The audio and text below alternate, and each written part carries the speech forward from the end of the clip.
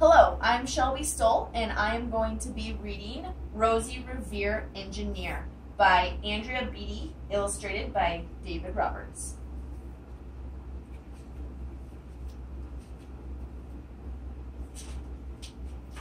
Rosie, Revere, Engineer by Andrea Beatty, illustrated by David Roberts.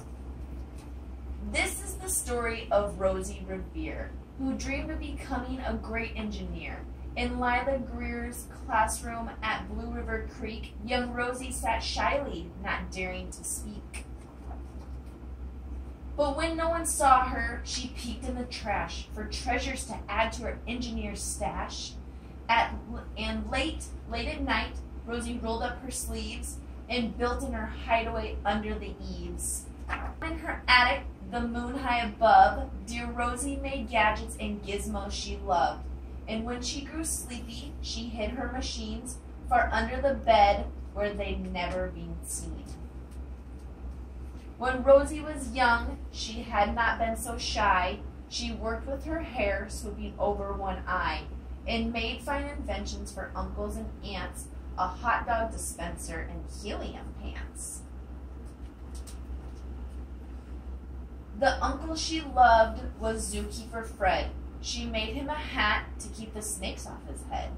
From parts of a fan and some cheddar cheese spray, which everyone knows keeps the pythons away. And when it was finished, young Rosie was proud, but Fred slapped his knee and he chuckled out loud. He laughed till he wheezed and his eyes filled with tears, all in the horror of Rosie Revere, who stood there embarrassed, perplexed, and dismayed.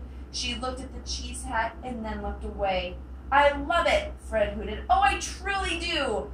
But Rosie Revere knew that could not be true.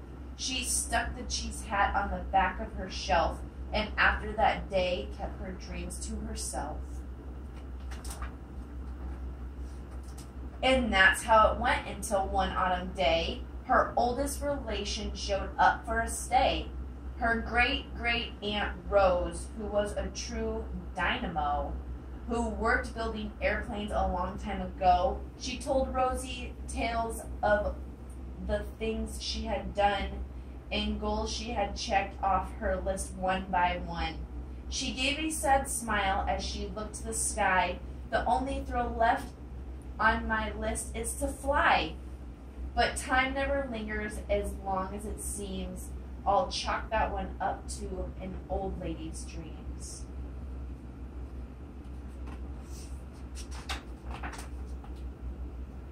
That night as Rosie lay wide-eyed in bed, a daring idea crept into her head. Could she build a gizmo to help her aunt fly? She looked at the cheese hat and said, "No, not I." But questions are tricky and some hold on tight, and this one kept Rosie awake through the night. So when dawn approached, the red streaks lit the sky, young Rosie knew just how to make her aunt fly. She worked and she worked till the day was half gone, then hauled her cheese copter out onto the lawn to give her invention a test just to see the ridiculous flop it might turn out to be.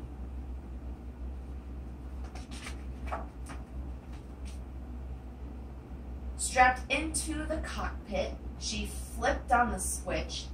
The helo cheese copter spurted and twitched. It floated a moment and rolled round and round, then froze for a heartbeat and crashed to the ground. Then Rosie heard laughter and turned round to see. The old woman laughed and slapping her knee. She laughed till she wheezed and her eyes filled with tears, all to the horror of Rosie Revere, who thought, "Oh no, never, not again will I try to build something to sputter or spin or build with a lever, a switch, or a gear, and never will I be a greater engineer."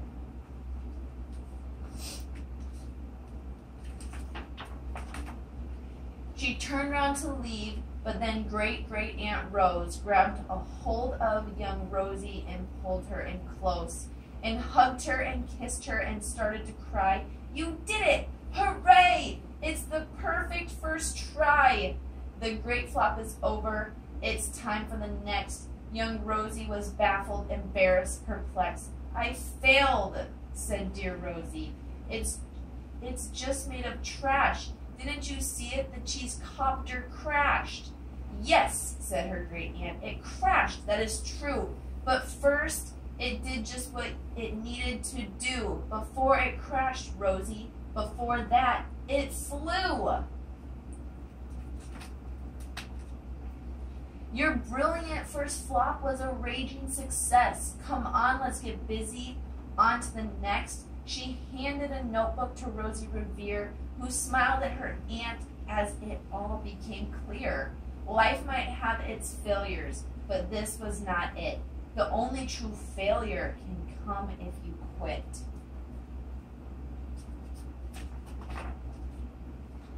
They worked till the sun sneaked away to its bed. Aunt Rosie tried her headscarf around Rosie's head and sent her to sleep with a smile ear to ear, to dream the bold dreams of a great engineer.